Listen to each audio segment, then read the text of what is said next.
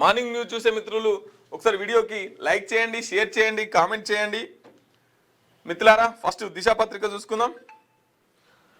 పెద్దపులి సంచారంపై నిఘా, camera traps, thermal డ్రోన్ల ద్వారా ట్రాకింగ్, వన్యమృగం కదలికల పర్యవేక్షణకు అటవీశాఖ ఉన్నత స్థాయి సమీక్ష, 4 సభ్యులతో ప్రత్యేక సాంకేతిక కమిటీ ఏర్పాటు. నిజంగా ఈ పెద్దపులితోటి మరి మన తెలంగాణ రాష్ట్రంలో ఉన్నటువంటి కొన్ని పులులు ఏవైతే ఉన్నాయో మరి వాళ్ళతోటన్నా కలిసిపోకపోయిందో కానీ ఇటు గజ్వేల్ నియోజకవర్గము, అటు ఆలేరు నియోజకవర్గము, అటు జనగామ నియోజకవర్గము మరి ఇవన్నీ అరుచుకుంటా ఉంటుంది.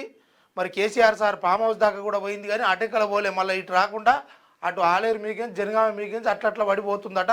ఆ గుర్తులు కూడా వచ్చినాయి చూడ్రి. లేగ దూడలను పాపము పసి లేగ దూడలను మెడకాయ కొరికేసి సమయం ఉంటే తినిపోతుంది, లేని పక్షంలో అక్కడి నుండి తప్పించుకొని ఇంకో ప్రాంతానికి పోతుంది. ఇట్లా మొత్తానికైతే మరి ఒకటే పుల 2 పుల్ల అన్న విషయం కూడా ఇంకా స్పష్టత లేదు. దీని పట్ల అటవీ శాఖ అధికారులు అయితే విశ్వ ప్రయత్నాలు చేస్తారు ఆ పులిని పట్టుకోనికి.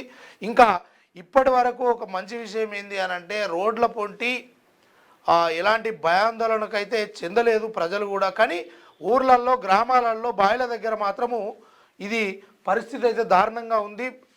బిక్కు అంటున్నారు ప్రజలు. ఎందుకంటే వాళ్ళ పశువులు కావచ్చు, వాళ్ళకు సంబంధించినటువంటి విషయాల పట్ల బిక్కుమంటారు. ఈ పెద్దపులిని జల్దీ పట్టుకోరి, ఇది చాలా భయాందోళనకరంగా ఉంది.